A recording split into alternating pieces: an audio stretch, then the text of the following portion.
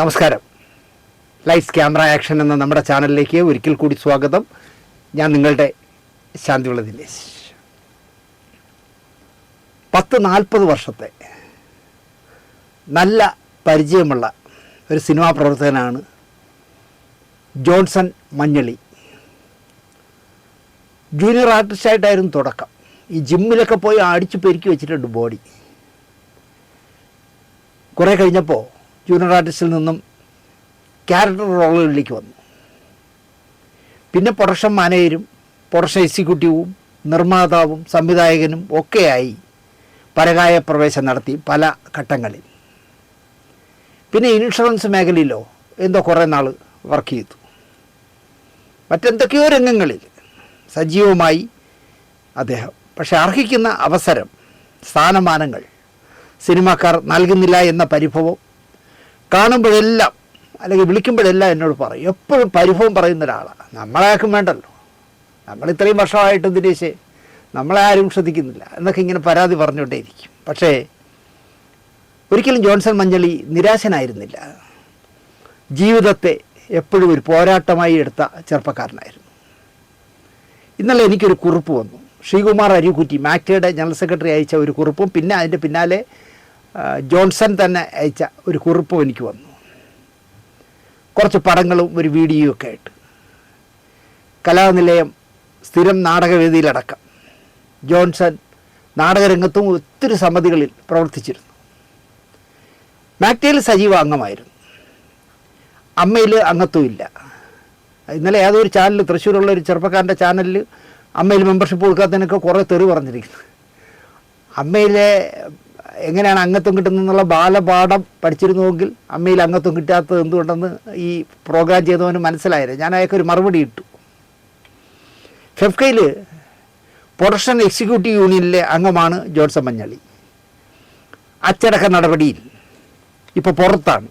അതുകൊണ്ട് തന്നെ ഇൻഷുറൻസിൻ്റെ പരിരക്ഷയൊന്നുമില്ല. അങ്ങനെയാണ് ക്യാരക്ടർ.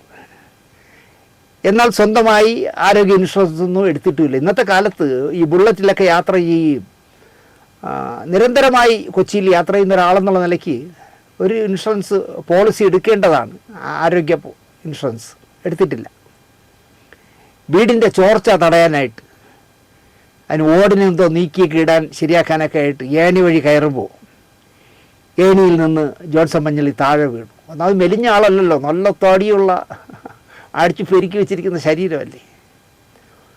3 വാരിയെല്ലുകൾക്ക് ഒടിവ് പറ്റി. എറണാകുളം മെഡിക്കൽ ട്രസ്റ്റ് ആശുപത്രിയിൽ കിടപ്പാണ്. അടിയന്തര സാഹചര്യമാണ്, ഒരു ഓപ്പറേഷൻ വേണം. നല്ല മോശമല്ലാത്ത തുക എന്തായാലും ഓപ്പറേഷന് വേണ്ടി വരുമല്ലോ. 3 എല്ലൊക്കെ വാരിയെല്ല് പൊട്ടുക എന്ന് പറയുമ്പോൾ നല്ല തുക വേണം. എന്തെങ്കിലും സാമ്പത്തിക സഹായം മഞ്ഞളിക്ക് നമ്മുടെ പ്രോഗ്രാം കാണുന്ന ഓരോരുത്തരും നൽകണം എന്ന് ആത്മാർത്ഥമായി ഞാൻ നിങ്ങളോട് അപേക്ഷിക്കുന്നു. പ്രിയമുള്ളവരെ, ജോൺസൺ മഞ്ഞളിയാണ്. ജൂലൈ 3 എനിക്കൊരു ഗുരുതരമായ ഒരു അപകടം പറ്റി. വീട്ടിലെല്ലാം ആർഡറിൽ നിന്ന് മുതുകടിച്ച് താഴെ വീണ് ഒരു 3 എല്ല് മുതുകിലെ കുട്ടി. അനങ്ങാൻ പറ്റാതെ ഇപ്പം മെഡിക്കൽ ട്രസ്റ്റ് ഹോസ്പിറ്റലിൽ കിടക്കുകയാണ്. 2-3 ദിവസമായിട്ട് ICUവിലായിരുന്നു. ഇന്നലെയാണ് പുറത്തേക്ക് വന്നത്. സർജറി ആവശ്യപ്പെട്ടിരിക്കുകയാണ്. സാമ്പത്തികമായിട്ട് വളരെ ബുദ്ധിമുട്ടാണ്. വീട്ടിലാണെങ്കിൽ ഞാനും വൈഫും മകനും മാത്രമായി. മകനും പ്രത്യേകിച്ച് ജോലികളൊന്നും ആയിട്ടൊന്നുമില്ല. ചെറിയ മോനാണ്. സാമ്പത്തികമായിട്ട് വളരെ ബുദ്ധിമുട്ടാണ്. ഞാൻ ഈ വിഷമഘട്ടത്തിൽ നിങ്ങളോട് എൻ്റെ ദുഃഖം ഷെയർ ചെയ്യുകയാണ്. എല്ലാവരും എനിക്ക് വേണ്ടി പ്രാർത്ഥിക്കണം. ഒപ്പം സാമ്പത്തികമായിട്ട് ആർക്കെങ്കിലും എന്നെ സഹായിക്കാൻ പറ്റുമെന്നുണ്ടെങ്കിൽ ഞാനിതോടൊപ്പം എൻ്റെ QR കോഡും അക്കൗണ്ട് നമ്പർ അയക്കുന്നുണ്ട്. അകമഴി എന്നെ സഹായിക്കുന്ന അവസരത്തിൽ നല്ല ബില്ലാവുന്നുണ്ട്. ഒരു 3 ലക്ഷം രൂപ അടുത്ത് ചിലവുണ്ടെന്നാണ് ഹോസ്പിറ്റലിൽ പറഞ്ഞ സർജറിക്ക്. എല്ലാവരും ഞാൻ മത്തായി സഹായിക്കുമെന്ന് പ്രതീക്ഷിക്കുന്നു. സ്നേഹപൂർവ്വം മത്തട്ടെ.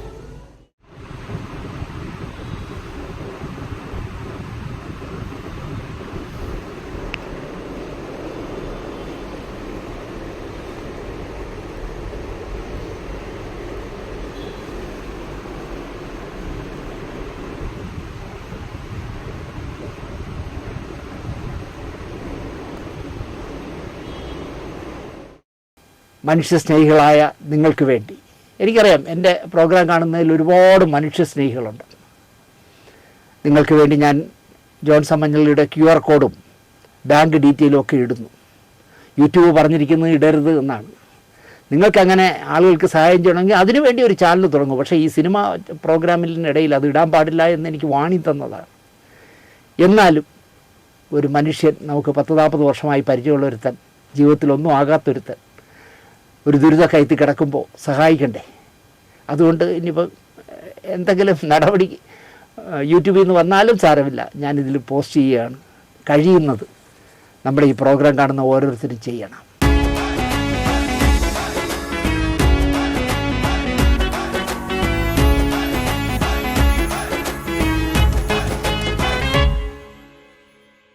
നമസ്കാരം.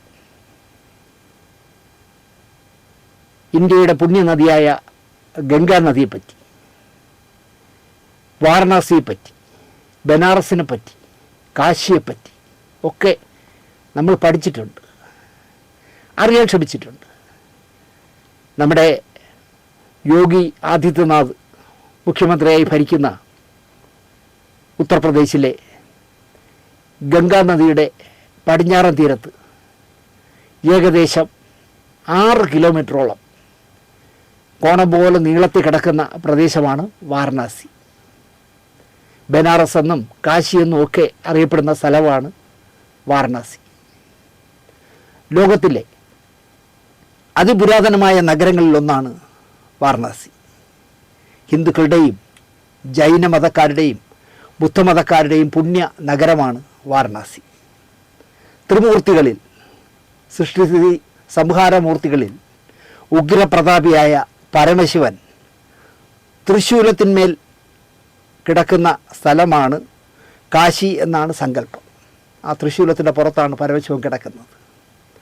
പണ്ഡിതരുടെയും ജ്ഞാനികളുടെയും സാന്നിധ്യത്തിൽ ജ്ഞാന പ്രദീപ്തമായ സ്ഥലമാണ് കാശി. കാശി എന്നതിന് പ്രകാശമാനം എന്നും കൂടി ഒരർത്ഥമുണ്ട്. രാത്രികാലങ്ങളിൽ വൈകി നോക്കിയാൽ കാശി ഒരു പ്രകാശ നഗരം തന്നെയാണ്. കല്ലുകൊണ്ടും മണ്ണുകൊണ്ടും നിർമ്മിച്ച പഴയ പുരാതന അമ്പലങ്ങളും ഹൈടെക് അമ്പലങ്ങളാലും ക്ഷേത്ര നഗരമാണ് കാശി. 1200 BCE മുതലേ ഇവിടെ ഈ നഗരം നിലനിൽക്കുന്നു എന്നാണ് വിശ്വാസം. ബനാറസിലെ തദ്ദേശീയർ നെയ്യുന്ന സാരികൾ പുറം രാജ്യങ്ങളിൽ പോലും വലിയ പ്രശസ്തമാണ്. ബനാറസ് സാരി എന്ന് നമ്മൾ പറയുമല്ലോ. കാശിയിലെ പ്രശസ്തമായ ക്ഷേത്രങ്ങളിൽ ഒന്നാമത് നിൽക്കുന്നത് കാശി വിശ്വനാഥ ക്ഷേത്രം തന്നെ. കാല ഭൈരവ ക്ഷേത്രം, മണികർണിക ക്ഷേത്രം, ദുർഗാ കുണ്ട് ക്ഷേത്രം, അന്നപൂർണേശ്വരി ക്ഷേത്രം, മൃത്യുഞ്ജയ മഹാദേവ ക്ഷേത്രം, സങ്കടമോചൻ ഹനുമാൻ ക്ഷേത്രം, ലളിതഗൗരി ക്ഷേത്രം, വരാഹി പഞ്ചമി ക്ഷേത്രം മുതലായവയാണ് കാശിയിലെ പ്രധാനപ്പെട്ട ക്ഷേത്രങ്ങൾ. ഓരോ വർഷവും വാരണാസിയിൽ 400ഓളം ഉത്സവങ്ങൾ ആഘോഷിക്കപ്പെടുന്നു. കാശി യാത്രയ്ക്ക് ഏറ്റവും ഉത്തമം ഒക്ടോബർ മുതൽ മാർച്ച് വരെയാണ്. ലാൽ ബഹദൂർ ശാസ്ത്രി എയർപോർട്ടിലോ വാരണാസി ജംഗ്ഷൻ BSB റെയിൽവേ സ്റ്റേഷനിലോ എത്തി അവിടുന്ന് കാറിലോ ഓട്ടോയിലോ മനുഷ്യർ വലിച്ചുകൊണ്ട് നടക്കുന്ന റിക്ഷയിലോ ഒക്കെ നമുക്ക് ക്ഷേത്ര നഗരിയിലെത്താം. കാശി വിശ്വനാഥ ക്ഷേത്രത്തിലെ ഗംഗയിലെ ആരതി, ഗംഗ പോലെ തന്നെ ബോട്ട് സവാരി, ഇതൊക്കെ ജീവിതത്തിൽ അനുഭവിക്കേണ്ടതാണെന്ന് എൻ്റെ ചില സുഹൃത്തുക്കൾ എന്നോട് പറഞ്ഞു. പക്ഷേ എനിക്കെന്തോ അവിടെ പോകാൻ ഒരു ഉൾക്കിടിലമുള്ള ആളാണ്. പ്രയാഗ്രാജിലെ മഹാകുംഭമേളയ്ക്ക് വാരണാസിയിലെത്തി അവിടുന്ന് കുംഭമേളയ്ക്കും അയോധ്യ സന്ദർശനവും ഒക്കെയായി പോകുന്നവരുണ്ട്. വാരണാസിയിലെത്തുന്നവരെ ഏറ്റവും ആകർഷിക്കുന്നത് ഗംഗ ആരതി തന്നെയാവും. എല്ലാ ദിവസവും വൈകുന്നേരം ദശാശ്വമേധ് ഘട്ടിലാണ് ഗംഗ ആരതി നടക്കുന്നത്. ഇത്രയും വിശദമായി എന്തിനാവും ഞാൻ വാരണാസിയെപ്പറ്റിയും ഗംഗയെപ്പറ്റിയും ഒക്കെ പറഞ്ഞു തന്നാവും സ്വാഭാവികമായും നമ്മുടെ ഈ പ്രോഗ്രാം കാണുന്ന ഓരോരുത്തരും കരുതുക. എനിക്ക് ഈ പുണ്യ സ്ഥലങ്ങളെപ്പറ്റി ഓർത്താൽ ചില ചിത്രങ്ങൾ എൻ്റെ മനസ്സിലേക്ക് തെളിഞ്ഞു വരും. അതിലാദ്യത്തേത് ഷാജൂൺ കാര്യാലിൻ്റെ വടക്കുന്നാഥനിൽ അഭിനയിക്കാൻ മോഹൻലാലിനോടൊപ്പം കബീർ പൊന്നമ്മാമ്മ വാരണാസിയിലേക്ക് പോയി. കാളിദാസ കലാകേന്ദ്രത്തിൻ്റെ നാടകങ്ങളിൽ അഭിനയിക്കുന്ന കാലത്ത് കബീർ പൊന്നമ്മാമ്മ എന്ന നായിക ഉത്തരേന്ത്യൻ പര്യടനത്തിന് ട്രൂപ്പിനോടൊപ്പം പോയതായി എനിക്കറിയാം. അന്ന് യു പിയിൽ പോയിട്ടുണ്ടോ എന്ന് എനിക്കറിയില്ല. വടക്കുന്നാഥനിൽ അഭിനയിച്ച് വരുമ്പോഴാണ് ആ വാർത്ത പൊന്നമ്മയെ തേടി വന്നത്. സ്വന്തം അനുജത്തി അഭിനേത്രി കൂടിയായ കബീർ രേണുക തിരുവനന്തപുരത്ത് മരിച്ചു. ഒരുപാട് ചെക്കപ്പുകൾ നടത്തിയിട്ടു എന്താണ് അസുഖം എന്ന് കണ്ടെത്താനാവാതെ പോയ അസുഖമായിരുന്നു അവർക്ക്. ആഹാരം ഒട്ടും കഴിക്കാനാവില്ല. കൂടെയുള്ളതാണെങ്കിൽ ഏക മകൾ മാത്രം. കബീർ രേണുക മരിച്ചതറിഞ്ഞ് ഞാൻ ശാസ്ത്രമംഗലത്തെ വീട്ടിൽ പോയപ്പോഴാണ് അറിയുന്നത് കബീർ പൊന്നമ്മ വാരണാസിയിലാണെന്ന്. വാർത്ത അറിഞ്ഞ് ചേച്ചി അവിടെ വലിയ പുകലുണ്ടാക്കി വാരണാസിയിൽ. ഫ്ലൈറ്റിൽ ഒരാളെ കൂടി കയറ്റിവിടാം എന്ന് മോഹൻലാലിൻ്റെ നിർദ്ദേശമൊന്നും അവർ സ്വീകരിച്ചില്ല. കരച്ചിൽ മാത്രം. അവർ വന്നില്ല നാട്ടിലേക്ക്. അവിടെ നിന്ന് അഭിനയിച്ച് തീർത്തു വടക്കുന്നാഥൻ. ആരും ഒന്നും അവരോട് ചോദിച്ചതേയില്ല. ചോദിച്ചാൽ പൊട്ടിപ്പൊട്ടി കരയുമായിരുന്നു. ഇവിടെ വന്ന ശേഷം രേണുകയുടെ മകളെ പൊന്നമാമ എടുത്ത് വളർത്തി വിവാഹം കഴിച്ചൊക്കെ അയച്ചു. നല്ല നിലയിൽ പഠിപ്പിച്ച് വിവാഹം കഴിപ്പിച്ച് അയച്ചു. ഗംഗയെപ്പറ്റി അല്ലെങ്കിൽ രവീന്ദ്രൻ സംഗീതം നൽകിയ വടക്കുന്നാഥനിലെ ഗംഗയെ എന്നുള്ള പാട്ട് കേട്ടാൽ എനിക്കിപ്പോഴും കബീർ പൊന്നമ്മയുടെ ഏങ്ങലടിച്ച മുഖം ഓർമ്മ വരും. ഇന്നും അതിൽ മാറ്റമൊന്നുമില്ല. രണ്ടാമത്തെ സംഭവം, ഒരു നാൾ എൻ്റെ ഫേസ്ബുക്കിൽ ഒരു പടമല്ല കുറേ പടവും ഒരു കുറിപ്പും വന്നു. ഗംഗയിൽ മുങ്ങിക്കുളിച്ച് ഗംഗയിൽ അരയോളം വെള്ളത്തിൽ ഇറങ്ങി നിന്ന് പ്രാർത്ഥിക്കുന്ന ശ്രീകുമാരൻ തമ്പി സാറിൻ്റെ പടം. എവിടെ നിന്നാണ് തമ്പി സാർ കുളിക്കുന്നത് എന്ന് തിരക്കുമ്പോഴാണ് ഈ പ്രായത്തിൽ ഒറ്റയ്ക്ക് ഗംഗാ നദി കരയിലെത്തി അദ്ദേഹം ഗംഗയിൽ ഇറങ്ങി നിന്ന് പ്രാർത്ഥിക്കുന്നതൊക്കെ ഞാൻ അറിയുന്നത്. കുംഭമേള, ഗംഗ, വാരണാസി എന്നൊക്കെ കേൾക്കുമ്പോൾ മനസ്സിലേക്ക് ഓടി വരുന്നത് ചുടലഭസ്മം ദേഹമാസകലം പൂശിയ ജടയും താടിയുമൊക്കെയുള്ള വിവസ്ത്രരായ അഘോരികളെയാണ്. ഗംഗാ നദിക്കരയിൽ കത്തിക്കുന്ന മൃത ശരീരങ്ങൾ പിച്ചി വലിച്ചു തിന്നുന്ന അഘോരികളെ എനിക്കെന്തോ വെറുപ്പാണ്.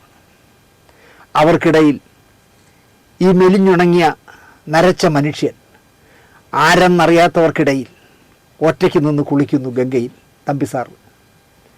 എന്തെങ്കിലും അവിടെ വെച്ച് തമ്പിസാറിന് സംഭവിച്ചാൽ ആരറിയാൻ? ഈ മനുഷ്യൻ മലയാളിക്ക് നൂറുകണക്കിന് പ്രണയഗാനങ്ങൾ തന്ന, നൂറുകണക്കിന് ലളിതഗാനങ്ങൾ തന്ന, തത്വചിന്താപരമായ ഒരു ഒട്ടനവധി സൂപ്പർ ഹിറ്റ് ഗാനങ്ങൾ സമ്മാനിച്ച മനുഷ്യനാണ് ഈ കിടക്കുന്നതെന്ന് ആരറിയാൻ?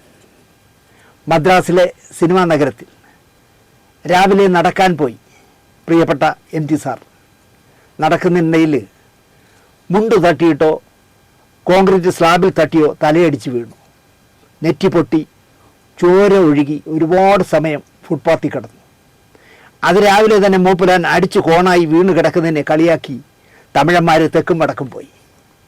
അണ്ണാച്ചി, ഈ കിടക്കുന്നത് ജ്ഞാനപീഠം ജേതാവാണെന്നോ മലയാളത്തിലെ ഏറ്റവും വിലപിടിപ്പുള്ള തിരക്കഥാകാരൻ ആണെന്നോ പറഞ്ഞു കൊടുക്കാൻ പറ്റിയ മലയാളിയോ പരിചിതരോ ആ വഴി വരാതെ ബോധമറ്റ് MT സാറ് ഫുട്പാത്തിൽ കുറേ സമയം കിടന്നു. അങ്ങനെ കുറേ ചോര വാർന്നു പോയി.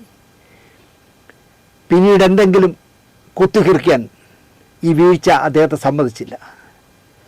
ഓർമ്മപ്പശകൻ്റെ നിഴൽ കൂടി പിന്നെ വീണു. സിനിമാ നഗരത്തിൽ MT എന്ന രണ്ടക്ഷരക്കാരനെ അറിയാമായിരുന്നവർ ഇല്ലാതെ പോയത് വിധി നിയോഗമാകാം. ഗംഗയിലിറങ്ങി വയററ്റം വരെ വെള്ളത്തിൽ കുളിച്ച് ഈറം ധരിച്ച് നിൽക്കുന്ന തമ്പിസാറിൻ്റെ പടം കണ്ടപ്പോൾ ഞാൻ പെട്ടെന്ന് ഫുട്പാത്തിൽ വീണ് കിടന്ന MT സാറിനെ ഓർത്തു. എന്തെങ്കിലും സംഭവിച്ചാൽ MT എന്ന രണ്ടക്ഷരത്തെ പോലും അറിയാത്ത കാലത്ത് വാരണാസിയിൽ എല്ലാം ത്യജിച്ചവനായി ഗംഗയിൽ നിൽക്കുന്ന തമ്പിസാറിൻ്റെ ഫോട്ടോ എന്നെ കുറേ നാൾ അസ്വസ്ഥനാക്കി. അപാരമായ ധൈര്യമുള്ളവനാണ് തമ്പിസാറെന്ന് അന്നെനിക്ക് അറിയാതെ ബോധ്യമായി. ഹൃദയം ഭിക്ഷാപാത്രം, 2 ഭിക്ഷുക്കൾ, കാശിയിൽ എന്ന് കുറിപ്പിട്ട് തമ്പിസാറ് കാശി വിശ്വനാഥ ക്ഷേത്രത്തിൻ്റെ പരിസരത്ത് ഒരു ഹാരവും കഴുത്തിലിട്ട് ഒരു തുണിസഞ്ചിയും തൂക്കി നിൽക്കുന്ന പടവും ഒരു ഭിക്ഷുവിന് ദക്ഷിണ കൊടുക്കുന്ന ഒരു പടവും അതിൻ്റെ മുകളിലാണ് ഇങ്ങനെ എഴുതിയിരുന്നത്. സത്യമായും എൻ്റെ ഹൃദയം ഒന്ന് പെടഞ്ഞു. ഒരു ഭിക്ഷുവാവേണ്ട ഗതികേടുള്ള ആളല്ല തമ്പിസാർ. ഒരാളുടെയും അത് മക്കളാകട്ടെ, മകളാകട്ടെ, മരുമകനാകട്ടെ, മരുമകളാകട്ടെ, ആരുടെയും എന്താ പറയുക ധനമൊന്നും തമ്പിസാറിന് വേണ്ട. ഒരു മാസം തമ്പിസാറിനും ഭാര്യയ്ക്കും സുഭിക്ഷമായി ജീവിക്കാനുള്ള വക ഇപ്പോൾ മലയാളി അവാർഡായും പുരസ്കാരമായും പ്രസംഗത്തിന് ക്ഷണിച്ച് നൽകുന്നുണ്ട്. അതുകൊണ്ട് തന്നെ അദ്ദേഹം ഒരിക്കലും ജീവിതത്തിലൊരു ഭിക്ഷാന്തേകി എന്ന് അദ്ദേഹം പറഞ്ഞാലും ഞാൻ അംഗീകരിക്കില്ല. ദേശാടനം വാനപ്രസ്ഥത്തിലേക്കുള്ള ഒരു കാൽവയ്പ് പോലെ മംഗളാശംസകൾ എന്നൊക്കെ ഒരു വാഹനത്തിൽ, അത് ഓട്ടോറിക്ഷയാണോ എന്നെനിക്കറിയില്ല, പോകുന്നതിൻ്റെ ചോട്ടിൽ തമ്പിസാർ എഴുതിയിരിക്കുന്നു. ഓട്ടോറിക്ഷ പോലത്തെ ഒരു സാധനത്തിലിരുന്ന് എഴുതിയിരിക്കുന്നു. പിന്നെ ഒരു പടം മണികർണിക ഘട്ടിൻ്റേതാണ്. അതിന് താഴെ മൃതദേഹങ്ങൾ കത്തിക്കുന്ന കാഴ്ചയും ആ ചിത്രത്തിൽ കാണാം. ഒരുപാട് ആത്മാക്കൾക്ക് മോക്ഷപ്രാപ്തി ലഭിച്ച ഇടമെന്നാണ് വിശ്വാസം. ശരീരത്തോടൊപ്പം അതുവരെ ഒപ്പം കൊണ്ട് കിടന്ന അഹം എന്ന ഭാവത്തിൻ്റെ ചിതകളായി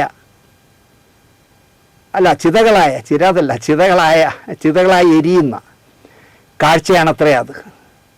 പാതി കത്തിക്കരിഞ്ഞ മൃതദേഹങ്ങൾ അടുത്തത് വരുമ്പോഴെടുത്ത് ഗംഗയിലേക്ക് എറിയുമെന്ന് പറയുന്നു. കുളിക്കാനിറങ്ങുമ്പോൾ അവരുടെ ശരീരത്തിൽ ഇടിച്ചു പോകും അത്ര ചില ഡെഡ് ബോഡികൾ. മണികർണിക ഘട്ടിലും രാജാ ഹരിചന്ദ്ര ഘട്ടിലും ഒക്കെ ആണത്രേ കൂടുതൽ ശവസംസ്കാരം നടക്കുന്നത്. കരഞ്ഞുകൊണ്ടേ ജനിക്കുന്നു നാം, കരയിച്ചുകൊണ്ടേ മരിക്കുന്നു. വിടർന്നാൽ കൊഴിയാത്ത വസന്തമുണ്ടോ മണ്ണിൽ, നിറഞ്ഞാൽ ഒഴിയാത്ത ചഷകമുണ്ടോ എന്ന് ആദ്യപാഠം എന്ന് പറഞ്ഞ സിനിമയ്ക്ക് വേണ്ടി AT ഉമർ സംഗീതം നൽകിയ യേശുദാസ് പാടിയ ഈ ഗാനം എഴുതിയ മനുഷ്യനാണ്. മണികർണിക ഘട്ടിൽ ശവങ്ങൾ കത്തുന്നത് നോക്കിയിരിക്കുന്നത് എന്നതും എന്നെ നോവിക്കുന്ന ഒരു സംഭവമായിരുന്നു.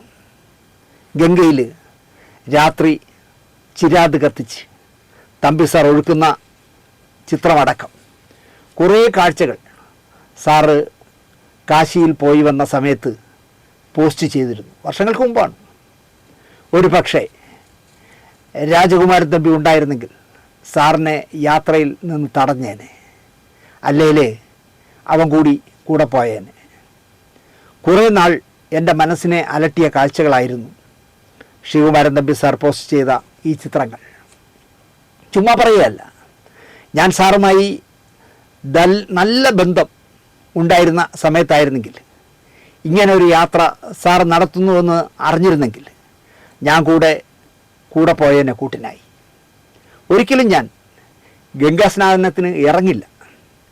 സാറിൻ്റെ ഡ്രസ്സുകളും സഞ്ചിയും ഫോണും ഒക്കെ സൂക്ഷിച്ച് കരയിലിരുന്നേനെ. ചില സന്ദർഭങ്ങളിൽ ജീവിതത്തിൽ അസാധ്യ ചങ്കൂറ്റം ലഭിക്കുമെന്ന് ഞാൻ പറഞ്ഞു കേട്ടിട്ടുണ്ട്. ചാവേറാകുന്ന മത തീവ്രവാദികൾക്കും ആത്മഹത്യ ചെയ്യുന്നവർക്കും ഒരു പർട്ടിക്കുലർ സമയത്ത് അസാമാന്യ ധീരത കൈവരും എന്നാണ് പറയുന്നത്. അപ്പോഴേ അവർക്ക് സ്വന്തം ജീവനെ ഉപേക്ഷിക്കാനാവും. 1991 മെയ് 21 എന്താണ് ആ ദിവസത്തെ പ്രാധാന്യമെന്ന് ഈ പ്രോഗ്രാം കാണുന്നവർക്ക് അറിയാമോ എന്നെനിക്കറിയില്ല. 1991 മെയ് 21 തെരഞ്ഞെടുപ്പ് റാലിയിൽ പ്രസംഗിക്കാനായി തമിഴ്നാട്ടിലെ ശ്രീപെരുമ്പത്തൂരിൽ രാജീവ് ഗാന്ധി വരുന്നു. ശ്രീലങ്കൻ ആഭ്യന്തര യുദ്ധത്തിൽ ഇന്ത്യൻ സമാധാന സേനയെ, IPKF എന്ന് പറഞ്ഞ സേനയെ അയച്ചതിലുള്ള പ്രതികാരമായി LTTE തമിഴ് പുലികളുണ്ടല്ലോ, ലിബറേഷൻ ടൈഗേഴ്സ് ഓഫ് തമിഴ് ഈഴത്തിൻ്റെ പ്രവർത്തക ധനു എന്ന സ്ത്രീ ദേഹത്ത് ബോംബുകൾ വച്ച് കെട്ടി വന്ന് രാജീവ് ഗാന്ധിയുടെ കാലിൽ തൊട്ട് വണങ്ങുന്നതിനോടൊപ്പം സ്വിച്ചിട്ട് മനുഷ്യ ബോംബായി പൊട്ടിത്തെറിക്കുന്നു. രാജീവ് ഗാന്ധി അടക്കം 11 പേർ അന്ന് ചിന്ന ഭിന്നമായിപ്പോയി. രാജീവ് ഗാന്ധിയെ കൊല്ലുന്നതിനൊപ്പം താനും പൊട്ടിച്ചിതറും എന്ന ഉത്തമ ബോധ്യത്തോടെ ആകുമല്ലോ ധനുവിൻ്റെയും കൂട്ടാളികളുടെയും വരവ്. ഞാനെപ്പോൾ മരിക്കണമെന്ന് ധനു നിശ്ചയിക്കുന്നു. ചിന്തിക്കാനാവില്ല ഭീരുവായ എനിക്കങ്ങനെ ഒരു ദൗത്യം ജീവിതത്തിൽ ചെയ്യാൻ പറ്റില്ല.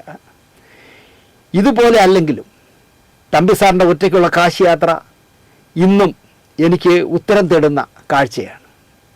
തമ്പി സാറിൻ്റെ കാശി യാത്ര പോലെ തന്നെയാണ് എനിക്ക് മറ്റൊരു കാശി യാത്ര മറക്കാനാവാതെ മനസ്സിലുള്ളത്. അത് എൻ്റെ പഴയ സ്നേഹിതൻ SP സുനിൽ എന്ന വർത്തമാനകാലത്തെ കാന്തല്ലൂർ സ്വാമിയുടെ കാശി യാത്രയായിരുന്നു. SP സുനിൽ എന്ന ഗ്രീൻ TV സുനിലിൽ നിന്നും കാന്തല്ലൂർ സ്വാമിയായി മാറുന്ന കാലം. ഇന്നാണെങ്കിൽ അദ്ദേഹം കാശിക്ക് ചിലപ്പോൾ പോകില്ലായിരിക്കാം. SP സുനിലിൻ്റെ കുടുംബം ശിഥിലമായി, കുടുംബ ബന്ധം ശിഥിലമായി. അയാൾ ഒറ്റയ്ക്കായി. ഭാര്യയും 2 ആൺമക്കളും അവരുടെ ലോകത്തായി. വേർപിരിയുന്നതിന് മുമ്പ് സുനിൽ സന്യാസ ദീക്ഷ തേടിയിരുന്നു. കുടുംബ ബന്ധം തകരുന്നിടത്ത് അറിവുള്ള മകനും അറിവില്ലാത്ത കൊച്ചുമകനും അമ്മയുടെ ആശ്രയത്തിലായിരുന്നു. അമ്മയായിരുന്നു അവർക്കിഷ്ടം എന്ന് പറയാം. സന്യാസ ദീക്ഷ സ്വീകരിച്ച, കോടികൾ അതിനു മുമ്പ് സമ്പാദിച്ച അച്ഛൻ്റെ മനസ്സ് മക്കൾ കണ്ടില്ല. അവർ അച്ഛൻ്റെ പക്ഷത്ത് നിന്നതുമില്ല. അയാളുടെ മനസ്സിനേറ്റ പ്രഹരം, മുറിവ്, വേദന അകറ്റാനായി അയാൾ കണ്ടെത്തിയ ഏക പോംവഴി കാശിയിൽ പോയി ജീവിച്ചിരിക്കുന്ന ഈ 3 പേരിൽ ഒരാൾക്ക് പിണ്ടം വച്ചു. എനിക്കത് കേട്ടപ്പോൾ ഭയങ്കര സങ്കടം തോന്നി. തിലഹോമം നടത്തി. തിരിച്ചു വന്നപ്പോൾ എന്നെ നേരിൽ കാണണം എന്ന് SP സുനിൽ ശടിച്ചു. തമ്പാനൂർ റെയിൽവേ സ്റ്റേഷനിലെ സൂട്ട് റൂമിൽ ഞാനൊരു സന്ധ്യയ്ക്ക് ചെന്നു. റെയിൽവേ ഉദ്യോഗസ്ഥരടക്കം മുറിയിലുണ്ടായിരുന്നു. അവരെ യാത്രയാക്കി ഞാനും SP സുനിൽ എന്ന കാന്തല്ലൂർ സ്വാമിയും മാത്രമായി മുറിയിൽ. അയാൾ ഉപാസിക്കുന്ന പൃഥ്വിങ്കര ദേവിയെ ചുവന്ന പട്ടിൽ പൊതിഞ്ഞു വച്ചിരുന്നതിൽ നിന്നും പുറത്തെടുത്ത് മേശപ്പുറത്ത് വച്ചു. എന്നിട്ട് ആ വിഗ്രഹത്തിൻ്റെ തലയിൽ പിടിച്ചിട്ട് അയാൾ ശപിക്കുന്നത് പോലെ പറഞ്ഞു, ദിനേശേ, എൻ്റെ ദേഹത്ത് കൈവച്ചവൻ്റെ പിണ്ടം ഞാൻ കാശിയിൽ ഒഴുക്കി. ഒരു കാലത്തും അവൻ ഗുണം പിടിക്കില്ല. ഞാൻ വല്ലാത്ത മാനസികാവസ്ഥയിലായി. എൻ്റെ മനസ്സ് കരഞ്ഞോ എന്ന് പോലും എനിക്ക് സംശയമുണ്ട്. ഞാൻ പതിയെ അയാളെ വിളിച്ചു, സുനിലേ, നിങ്ങളിപ്പോഴൊരു താപസനല്ലേ? എല്ലാ കെട്ടുപാടുകളും അഴിച്ചു കളഞ്ഞവനല്ലേ? മനുഷ്യർക്ക് നല്ലത് പറഞ്ഞു കൊടുക്കേണ്ടവനല്ലേ? നിങ്ങൾ ചെയ്തു എന്ന് പറയുന്നത് ക്രൂരമായ ഒരു ചെയ്ത്തായില്ലേ? നിങ്ങൾക്ക് ഇഹലോകത്ത് കിട്ടാത്ത മോക്ഷപ്രാപ്തി പരലോകത്തെങ്കിലും കിട്ടേണ്ടതല്ലേ? ആ നിങ്ങൾ ജീവിച്ചിരിക്കുന്ന ഒരാളിന് പിണ്ടം വയ്ക്കലും തിലഹോമം നടത്തലുമൊക്കെ ചെയ്യുന്നത് ധർമ്മമാണോ?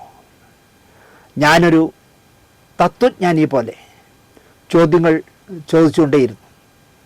സുനിലിൻ്റെ കണ്ണുകൾ ചുവന്ന് ഉപ്പൻ്റെ കണ്ണുപോലെയായി. ധാരധാരയായി കണ്ണീർ, ആ ഉപ്പൻ്റെ കണ്ണുപോലെ ചുവന്ന കണ്ണിൽ നിന്ന് കണ്ണീർ വാർന്നു വാർന്നു വീണു. എൻ്റെ മനസ്സ് ദിനേശ് കാണുന്നില്ല. ഒരച്ഛൻ്റെ വേദന, ഗതികേട്, ഒരു ഭർത്താവ് ഉദ്യോഗസ്ഥനായി മാറുന്നത് ഞാൻ എങ്ങനെ സഹിച്ചു എന്നത് ദിനേശിൻ്റെ വിഷയമല്ല അല്ലേ? ആത്യന്തികമായി ഞാനൊരു വികാരവും വിചാരവുമുള്ള പച്ച മനുഷ്യനായിരുന്നു ദിനേശേ. നിങ്ങളെന്താ അത് കാണാത്തത്? ഞാൻ ന്യായം നിരത്തുന്നത് നിർത്തി. നിശബ്ദമായ കുറേ സമയം സ്റ്റേഷൻ മാസ്റ്റർ കൃത്യസമയത്ത് അകത്തേക്ക് കടന്നു വന്നു. ഞാൻ എണീറ്റ് യാത്ര പോലും ചോദിക്കാതെ പുറത്തേക്ക് പോയി. അതും എന്നെ ഒരുപാട് കാലം വേദനിപ്പിച്ചു. ജന്മം നൽകിയ മകന് ജീവിച്ചിരിക്കുമ്പോൾ പിണ്ടം വച്ച അച്ഛനെക്കുറിച്ച് ഞാൻ ഒരുപാട് ചിന്തിച്ചു. കാശിയെപ്പറ്റി, ബനാറസിനെപ്പറ്റി, വാരണാസിയെപ്പറ്റി, അഘോരികളെപ്പറ്റി, എരിഞ്ഞു തീരാത്ത ശവങ്ങളെപ്പറ്റി ഓർക്കുമ്പോൾ, ആരെങ്കിലും പറയുമ്പോൾ ഈ പറഞ്ഞതൊക്കെ തമ്പി സാർ കാണിച്ചു തന്ന കാഴ്ചകളെപ്പറ്റിയെല്ലാം ഞാൻ ഓർക്കാറുണ്ട്. ഇപ്പോഴും ഞാൻ വിഷയത്തിലേക്ക് വന്നില്ല.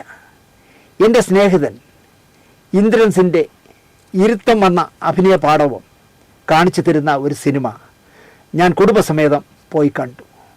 അതിൽ ഈ പറഞ്ഞ വാരണാസി എന്ന, കാശി എന്ന, ബനാറസ് ഉണ്ട്. ഇന്ദ്രൻസ് എന്ന അഭിനേതാവ് ഒരുപാട് വളർന്നുവെന്ന് ചിന്ന ചിന്ന ആശി എന്ന വാരണാസിയിൽ ചിത്രീകരിച്ച സിനിമ കാണിച്ചു തരുന്നു.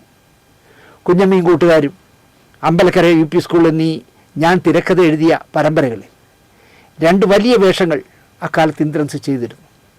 വെള്ളായണിയിലും കരിമണലിലും കുളത്തൂരും ശാന്തിവിളയിലുമൊക്കെ ആയിരുന്നു ഈ 2 പരമ്പരകളും ചിത്രീകരിച്ചത്. UP സ്കൂൾ പിയൂണായ പരിപൂർണനായും രാഷ്ട്രീയ പിരിവുകാരൻ അരളി വേരായും ഇന്ദ്രൻസ് വിജയ് സ്കൂട്ടർ ഓടിച്ച് വരുമായിരുന്നു അഭിനയിക്കാൻ. തിരക്കഥ വായിച്ചു കഴിഞ്ഞ് ക്യാമറയ്ക്ക് മുന്നിൽ റിഹേഴ്സലിനായി വന്ന് നിന്നാൽ ഒന്ന് കാണിച്ചു തരി മുതലാളി ഇന്ദ്രൻ എന്നോട് പറയുമായിരുന്നു. എന്നെ എന്തുകൊണ്ടോ ഇന്ദ്രനാണ് ആദ്യമായിട്ട് മുതലാളി എന്ന് വിളിച്ചത്. അതിപ്പോഴും തുടരുന്നു. ഒന്ന് കാണിച്ചു തരി മുതലാളി, എങ്ങനെ ചെയ്യണമെന്നൊന്ന് കാണിച്ചു തരി എന്ന് പറയും. ഒരു പെട്ടിക്കട പോലും ഇല്ലാത്ത എന്നെ എപ്പോഴോ ഇന്ദ്രൻ മുതലാളി എന്ന് വിളിച്ചു. പിന്നെ പലരും അതെൻ്റെ പേരായി മാറ്റി. ചില മൂമെൻസുകൾ, ചില തിരിയലുകൾ, ചില നോട്ടങ്ങൾ അങ്ങനെയല്ല ഇങ്ങനെ കാണിക്കുമെന്ന് ഞാൻ പറയുമ്പോഴാണ് ഒന്ന് കാണിച്ചു തരും മുതലാളി എന്ന് ഇന്ദ്രൻ ആവശ്യപ്പെടുന്നത്. തിയേറ്ററിൻ്റെ ഇരുട്ടിലും തണുപ്പിലും ചിന്ന ചിന്ന ആശയെ കണ്ടിരിക്കുമ്പോൾ ശരിക്കും എന്നെ ഇന്ദ്രൻ അത്ഭുതപ്പെടുത്തി. നമ്മുടെ നല്ല നടന്മാരുടെ ക്വാളിറ്റിയായ അമിതാവേശമില്ലാതെ, ഗോഷ്ഠികൾ കാണിക്കാതെ ഇന്ദ്രൻ ക്യാമറയ്ക്ക് മുന്നിൽ ഞാൻ അഭിനയിക്കുകയാണോ എന്ന് തോന്നിപ്പിക്കാത്ത സ്വാഭാവിക പ്രകടനത്തിലൂടെ കസറി ചിന്ന ചിന്ന ആശി എന്ന ചിത്രത്തിൽ നമ്മുടെ ഇരുട്ടിലിരുന്ന് ഒരു സിനിമ 120 150 മിനിറ്റ് സ്ക്രീനിൽ നോക്കിയിരുന്ന് അസ്വസ്ഥരായോ, നോവ് അനുഭവിച്ചോ, ടെൻഷൻ അടിച്ചോ, പൊട്ടിച്ചിരിച്ചോ, ഇത് പടച്ചുണ്ടാക്കി ഇവനെ പ്രാഗിയോ അവസാന ടൈറ്റിൽ കണ്ട് പുറത്തിറങ്ങുമ്പോൾ അങ്ങേയറ്റം പോയാൽ പടം കണ്ടിട്ട് ഏതെങ്കിലും ഒരു ഹോട്ടലിലോ തട്ടുകടയിലോ കയറി ആഹാരം കഴിച്ച് കഴിയുമ്പോൾ തിയേറ്ററിൽ കണ്ടതൊക്കെ ദോശയും ചമ്മന്തിയും പൊറോട്ടയും ബീഫും രസവടിയൊക്കെ ആയിട്ട് അലിഞ്ഞു പോവും. ഭൂരിപക്ഷ സിനിമകളും അതിലെ കഥാപാത്രങ്ങളും നമ്മളെ ഹോണ്ട് ചെയ്യാറില്ല, പിന്തുടരാറില്ല.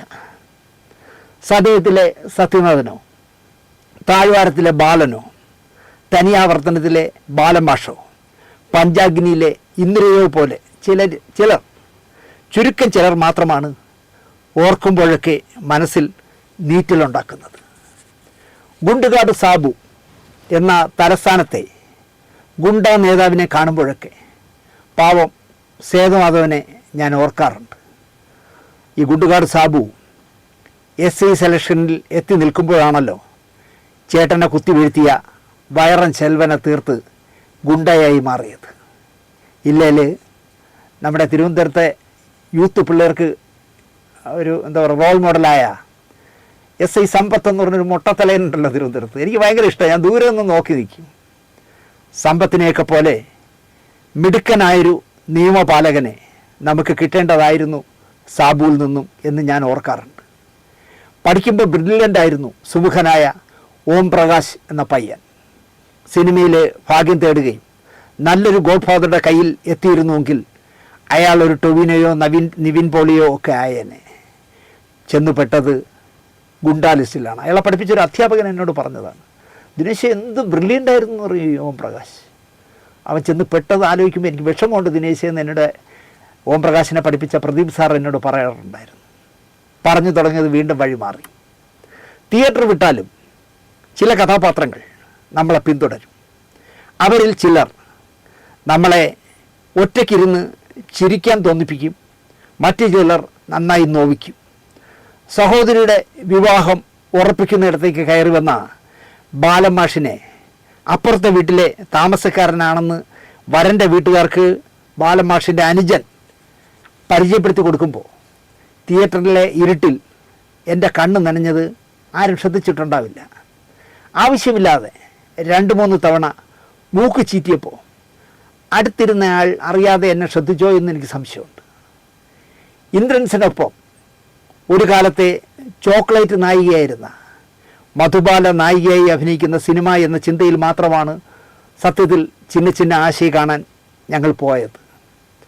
റഹ്മാൻ്റെ താരോദയം നടത്തിയ സിനിമ റോജ കാണും മുമ്പ് അതിലെ പാട്ടുകൾ എറണാകുളത്ത് കാവടിയാട്ടം നടക്കുന്നതിനിടയിൽ 5 രൂപ കൊടുത്ത് കാസറ്റിൽ റെക്കോർഡ് ചെയ്ത് വാങ്ങിയത് പോളക്കുളം ടൂറിസ്റ്റ് ഹോമിലെ എൻ്റെ മുറിയിൽ നിന്നും ഞാൻ ഉള്ളപ്പോഴെല്ലാം ഉച്ചത്തിൽ ടേപ്പ് റെക്കോർഡിൽ നിന്ന് ഒഴുകി വരുമായിരുന്നു.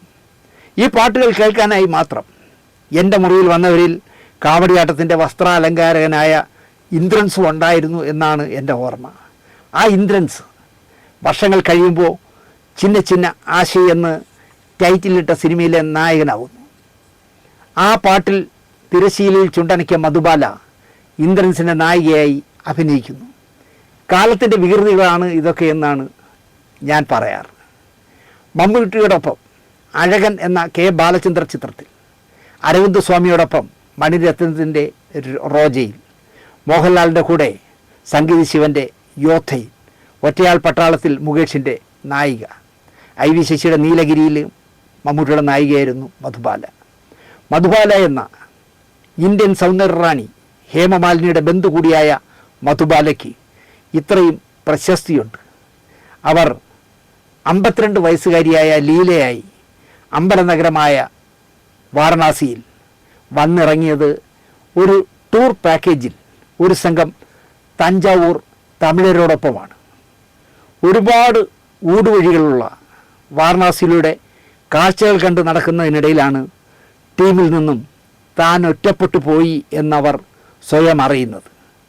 തിരക്ക് നടന്നാൽ കൂടുതൽ കുഴപ്പങ്ങളിൽ ചെന്ന് ചാടാം എന്നുള്ള ബോധ്യത്തിലാകണം അവരൊരു പടിക്കെട്ടിൽ അഭയം തേടിയത്. അവിടേക്കാണ് കോഴിക്കോട്ടുകാരൻ UP സ്കൂൾ അധ്യാപകനായിരുന്ന മാധവൻ മാഷിൻ്റെ വരവ്. മാധവൻ മാഷിൻ്റെ നടത്തവും തട്ടുകടക്കാരോടുള്ള ഹിന്ദിയിലെ സംസാരവും വഴിയാത്രക്കാരോടുള്ള കുശലം പറച്ചിലും ഒക്കെ കണ്ടാലറിയാം വാരണാസി മാഷിന് നല്ല ചിരപരിചിതമാണെന്ന്. ചായ കൊടുക്കുന്നതിനിടയിൽ അയാൾ മാഷിന് ദൂരെ പടിക്കെട്ടിൽ നിസ്സംഗയായിരിക്കുന്ന ഒറ്റ നോട്ടത്തിൽ മദ്രാസിയാണെന്ന് വിളിച്ചു പറയുന്ന സ്ത്രീയെപ്പറ്റി പറയുന്നത്. രാവിലെ മുതൽ അവർ ഒറ്റ ഇരിപ്പ് ഇരിക്കുകയാണ് അവിടെ. ആരെയും ശ്രദ്ധിക്കാതെ, പകപ്പില്ലാതെ, ധൃതിയില്ലാതെ ആരെയോ കാത്തിരിക്കുന്ന പോലുള്ള ഇരിപ്പാണ് ലീലയുടെ. സന്യാസിമാരും ഭക്തരും ടൂറിസ്റ്റുകളും ശവഘോഷ യാത്രകളും ശാന്തമായി ഒഴുകുന്ന ഗംഗയും ഒന്നും ലീലയുടെ ദൃഷ്ടിയിലില്ല. കണ്ണിമ വെട്ടാതെ ഒരു പ്രതിമ കണക്കെയാണല്ലോ അവർ ഇരിക്കുന്നത്. ആ സ്ത്രീ രൂപം മാധവ മാഷിൻ്റെ മനസ്സിൽ സംശയങ്ങൾ ജനിപ്പിച്ചിരിക്കാം. പറയാൻ വിട്ടു, മാധവൻ മാഷ് വാരണാസിയിൽ വന്നത് അമ്മയില്ലാതെ വളരുന്ന മകൾ ജാനകി കഥക് നൃത്തം പഠിക്കാൻ വന്നതുകൊണ്ട് കൂടെ വന്നതാണ്. മനോഹരമായി ബൃന്ദ മാസ്റ്റർ ചിട്ടപ്പെടുത്തിയ ഒരു കഥക് നൃത്തത്തിൽ മാധവ മാഷിൻ്റെ മകളായി വന്ന അപർണ ബാലമുരളി ജാനകിയായി നൃത്തം ചെയ്തിട്ടുണ്ട് ഈ സിനിമയിൽ. ശ്രുതി ദേവദാസ് പാടിയ ഗജാനൻ മിത്കെ രചിച്ച് ഗോവിന്ദ വസന്ത സംഗീതം നൽകിയ ഗാനം നന്നായി ചിത്രീകരിച്ചിട്ടുണ്ട്. ഈ കഥക് നൃത്തം നല്ല രസമായിട്ട് നമുക്ക് കണ്ടിരിക്കാൻ തോന്നുന്ന രീതിയിൽ ചിത്രീകരിച്ചിട്ടുണ്ട്. ഈ സിനിമയുടെ ഏറ്റവും വലിയ പ്രത്യേകത വർഷ വാസുദേവ് എന്ന പെൺകുട്ടി കഥയും തിരക്കഥയും സംഭാഷണവും രചിച്ച് സംവിധാനം ചെയ്ത സിനിമയാണ് ഈ പറയുന്ന ചിന്ന ആശി. കൈത്തഴക്കമുള്ള ഒരു സംവിധായികയുടെ ചിത്രം പോലെ ചിന്ന ആശി ചിത്രീകരിച്ചിട്ടുണ്ട്. മനോഹരമായ 2 ഗാനങ്ങൾക്ക് സ്കോപ്പുള്ള സിനിമയായിട്ടു അവിടം വർഷ വാസുദേവ് കാര്യമായിട്ട് എടുത്തില്ല എന്ന് പടം കണ്ടുകൊണ്ടിരുന്നപ്പോൾ എനിക്ക് തോന്നി. റോജ തിയേറ്ററിൽ വന്നിട്ട് 33 വർഷം പിന്നിടുന്നു. സ്വാഭാവികമായും മധുബാലയ്ക്ക് 33 വയസ്സ് കൂടുന്നു.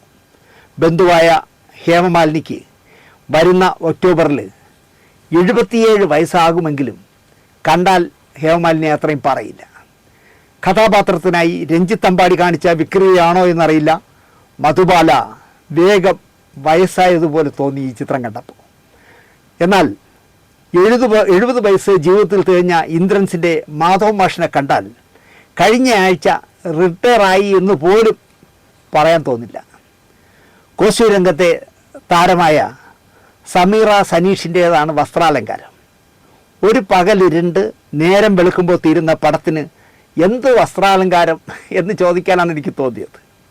കാലാപാനിയിൽ സ്വാതന്ത്ര്യ സമര സേനാനികളൊക്കെ ഒരേ വേഷം ജയിലിൽ ധരിക്കുമ്പോൾ മോഹൻലാലിൻ്റെ ഗോവർദ്ധനും പ്രഭു ചെയ്ത മുന്തയ്യരും മാത്രം പാൻറ്റും ഷർട്ടും ഇട്ടത് ചൂണ്ടിക്കാട്ടി അവാർഡ് നിഷേധിച്ചതുപോലെ ഈ ചിത്രത്തിൽ ഒരേ ഒരു സീനിൽ കോസ്റ്റ്യൂംസ് ജമ്പടിച്ചതായി എനിക്ക് തോന്നി.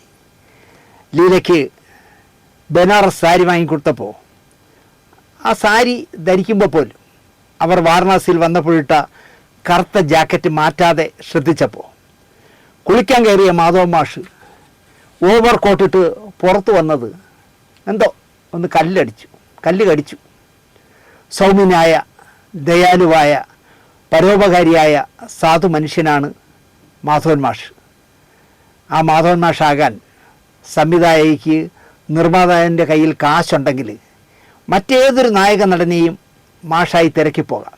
പക്ഷേ ഇന്ദ്രൻസ് തന്നെയാണ് പാവം ആ ലീലയ്ക്ക് ആശ്രയമായ മാഷാകാൻ എന്തുകൊണ്ടും സൂട്ടബിളെന്ന് സിനിമ കണ്ടുകൊണ്ടിരുന്നപ്പോൾ എനിക്ക് തോന്നി.